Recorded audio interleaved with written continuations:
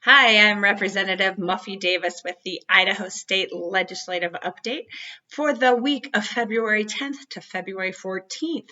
So this is our sixth legislative week down here in the 2020 legislative session, and things are busy.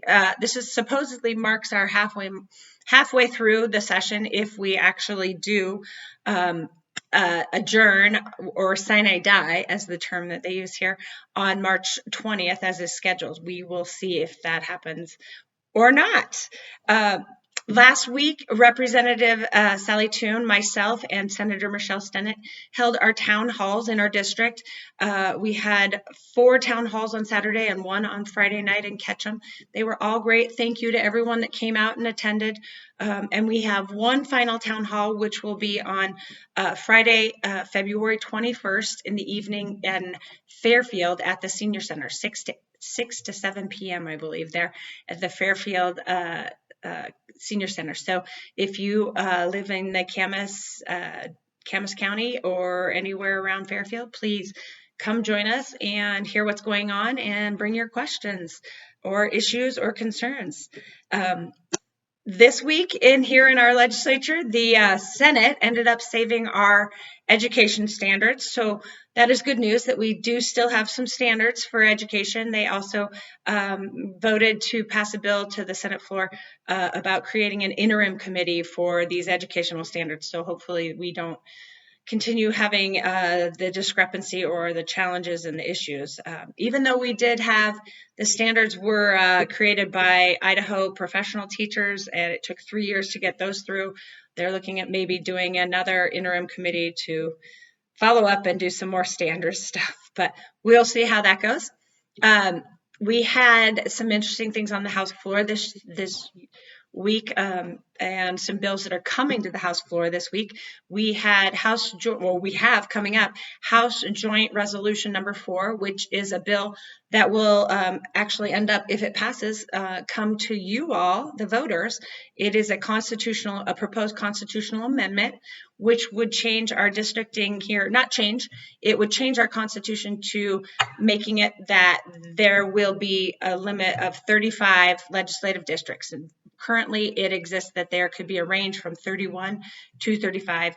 This would change it so that there are definitely 35 and just 35 districts. So that's being brought by Speaker of the House, Scott Bedke, and has been supported by pretty much, it was voted unanimously in committee, and so we will see. I think we'll be voting on that next week. Another interesting bill that was brought up just yesterday, Thursday, was a bill, House Bill 507, which is a bill that would block any organization that performs abortions in the state of Idaho from receiving any state or local funds. So we haven't seen that. Has just been introduced. It is in the State Affairs Committee, but it even includes those organizations from receiving any Medicaid funding. That was brought by Representative Christy Zito and Representative Brian Zollinger and introduced. They will have a hearing on that, so stay tuned to see. I think that is kind of scary to see where that would go. We all know that access is important to keeping people safe and healthy. So we will see where that goes. There's another one that actually did pass out of the Rev and Tax Committee. It had 2 days of public hearings, over 4 hours. And that is House Bill 409, which is the Representative Moyle's bill to instill a property tax freeze starting next year, or starting this year through the whole next fiscal year. There is a lot of concern about this. We do know that the state needs to do something about property taxes, and there are lots of ideas being floated out there. Representative Toon has a great bill, but hasn't been able to get a hearing on that. There are a lot of different ideas out there. This particular bill is very scary in that we've been hearing from all our small rural cities and counties that it would be devastating to their ability to provide all the services that they are expected to provide for citizens. Our counties have 10 pages of mandates that we at the state level sent to them that they are required to do to provide citizens. And unfortunately, we are not providing the sources of funding or their ability for them to find funding for those services. So I'm against the House Bill 409. I don't think it is the right solution, but I do agree that we need to start working and finding some solutions for property tax relief. One of the most powerful things for me this week was a hearing that we had in our Judiciary and Rules Committee, which was pretty amazing. It is for House Bill 384, which is the Wrongful Convictions Act.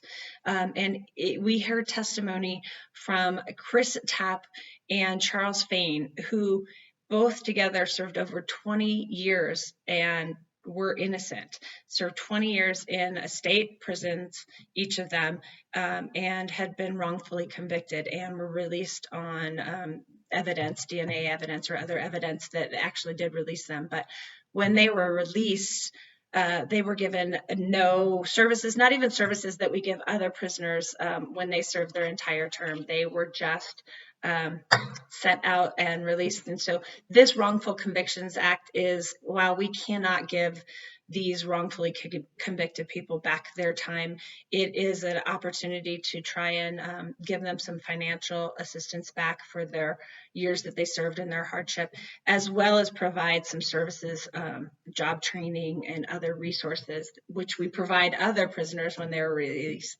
So this is, I believe, a really good bill, and it was very emotional and really powerful testimony hearing from both of those two men. And I just thank them so much for coming and for sharing with all of us.